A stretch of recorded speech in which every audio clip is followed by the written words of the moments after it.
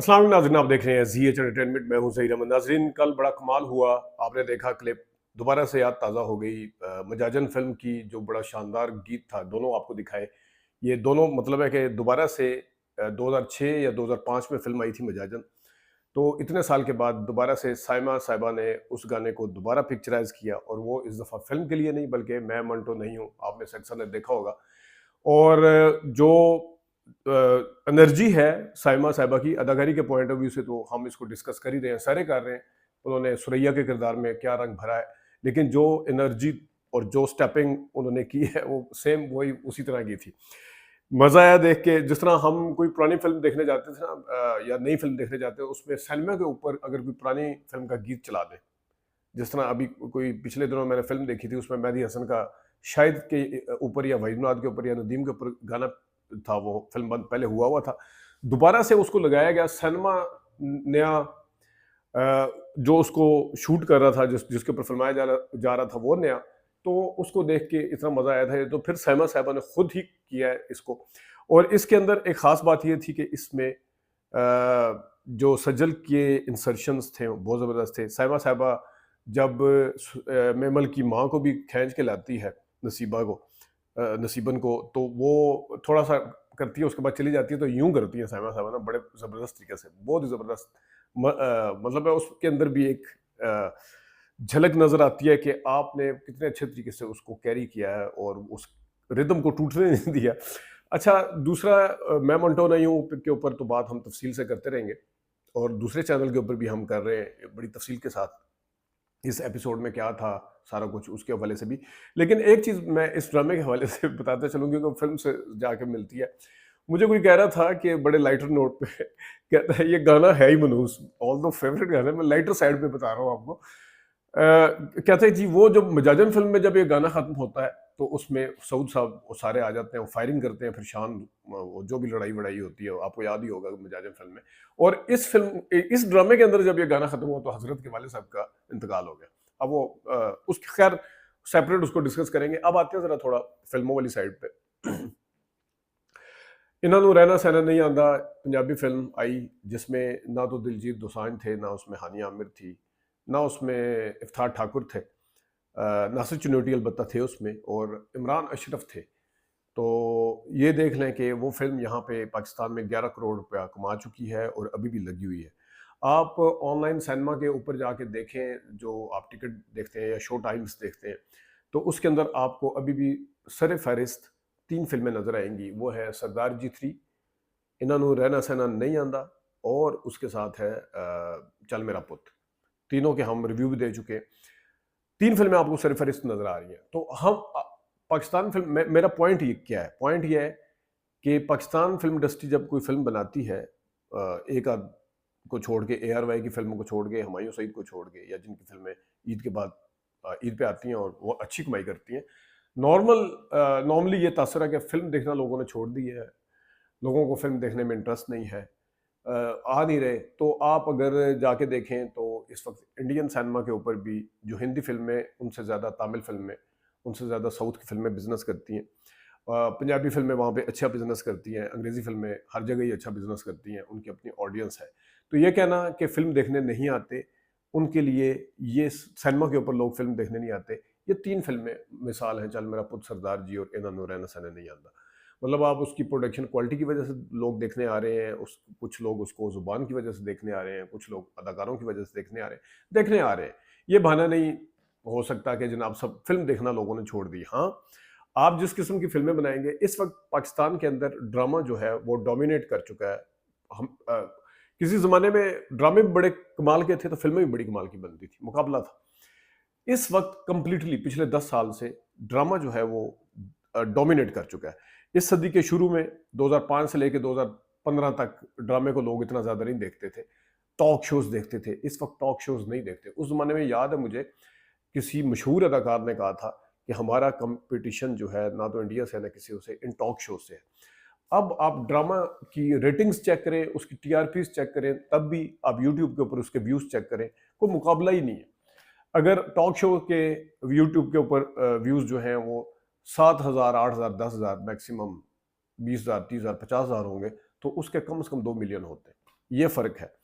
तो ड्रामा जो है वो अच्छा है, ड्रामे की क्वालिटी अच्छी है तो लोग उसे देखते हैं। और देखें कि आप कहते हैं कि सिनेमा के ऊपर देखने नहीं आते, मैंने पहले इस इंडियन फिल्मों की मिसाल दी थी, यही वाला ड्रामा आखिरी किस्तें चलती हैं, लोग और लोगों को पता है। मैं तो हैरान था, ये जो फाद मुस्तफा का ड्रामा था शिरजीना वाला, वो वहां पे जाके लोगों ने देखा, खूब देखा। उसी दिन टीवी के ऊपर चल रहा था, घर में बैठ के देख सकते हैं आप। तो घर के अंदर मल्टीमीडिया बड़ी बड़ी स्क्रीन के ऊपर आप चला लेते हैं। एक तो एलईडीज बड़ी बड़ी आ गई हैं, दूसरा मल्टीमीडिया के ऊपर चलाएं तो वो सिनेमा वाला मजा देता है। इसके बावजूद भी लोग सिनेमा में आए, इसके बावजूद भी हजार हजार 1500 की टिकट खरीदे, इसके बावजूद कि उसकी ड्यूरेशन भी कम थी ड्रामे की, फिर भी उन्होंने ये किया। जब पैसे लोगों को समझ आती है कि यहाँ पे हमने निकालनी है तो निकालते हैं। मैं अगेन कहूंगा, एक रीजन इसको आप एक्सेप्ट कर लें, पुराने सिनेमा खत्म है, सिंगल स्क्रीन खत्म है, 100-200 वाला टिकट खत्म है, वो वाली ऑडियंस सिनेमा से दूर है। अनफॉर्चुनेटली उसको वापस कैसे लाया जा सकता है मुझे नहीं पता, क्योंकि उसको वापस इसी तरीके से लाया जा सकता कि इन सिनेमाओं की टिकट कम करें। वो वाले सिनेमा तो अब दोबारा नहीं बन सकते जो गिर गए। एक तो ये है, दूसरा ये है कि आप माल ही वैसा तैयार करें जो कि लोग देखने आ रहे हैं। आप ये नहीं हो सकता सिंगल स्क्रीन सिनेमा जो कि भाटी गेट के अंदर है, उसकी ऑडियंस को खींच के ना तो आप डीएचए या बड़े बड़े मॉल के अंदर जो सिनेमे हैं महंगे वाले उनके ऊपर ला सकते हैं, और ना ही उनका बनाया हुआ, उनके लिए बनाया हुआ माल इनको दिखा सकते हैं। ये जो क्लास है जो हजार हजार 1500 को टिकट अफोर्ड भी कर सकती है, ये कभी भी देखने नहीं आएगी। तो एक तो अपनी तसल्ली बार बार मैं यही कहता हूँ, ये दो इधर आप वो वाले सिनेमे बनाएं, और आप फिल्में इस सिनेमे के लिए बनाएं, उन सिनेमों के लिए नहीं बनाएं, क्योंकि वो अब नहीं रहे। ये तो एक बात है। दूसरी, फिल्में जिस तरह मैंने बताया था ना, जब ये साल शुरू हुआ था कितनी फिल्में आई हैं अभी तक, फिल्मों की तादाद ना होने के बराबर है। और बिल्कुल खौफ का और डर का शिकार हैं जिन्होंने बनाई हुई हैं, वो भी सामने है, क्योंकि बिजनेस उस तरह से नहीं हो रहा, क्योंकि उन्हें भी सबको पता है कि हमने जो बनाया है।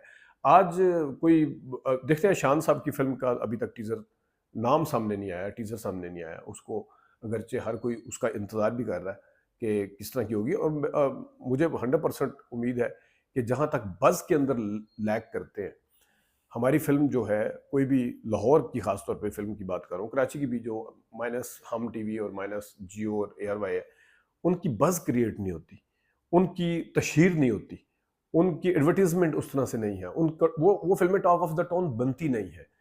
तो शान, आई एम श्योर कि जिस तरह मैंने देखा हुमायूं सईद और शान की किसी ज़माने में राइवलरी थी, हुमायूं सईद ने कोई इतना जवाब नहीं उस तरह से दिया था जिस तरह शान साहब शुरू हो गए थे।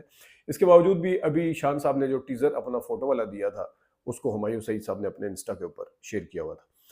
तो देखते हैं कि वो फिल्म कब तक आती है। एक और आज मुझे कोई दोस्त बताए, क्योंकि मुझे वो इंस्टा के ऊपर दोबारा नज़र नहीं आया, हुमायूं सईद साहब ने आज सुबह, मैंने अपने एक दो अच्छे आर्टिस्ट जो हैं जिनको अंदर का पता होता है उनसे पूछा, वो कहते हैं हम पूछ के ज़रा चेक करके बताते हैं। रब दी सो या सो रब दी के नाम से हुमायूं सईद साहब ने एक पोस्टर या टीज़र जारी किया था सुबह अपने इंस्टा से, अगर मैं गलती पे नहीं हूँ। लड़का लड़की जो है मोटरसाइकिल पे बैठे हुए हैं, दूर से लॉन्ग शॉट सा था। उसके अंदर मुझे ये देखने का मौका नहीं मिला ये किसकी प्रोडक्शन है, इसके ऊपर क्या लिखा हुआ है, लेकिन दोबारा से मैं वो ढूंढ रहा हूँ, काफ़ी देर से मुझे मिला नहीं है।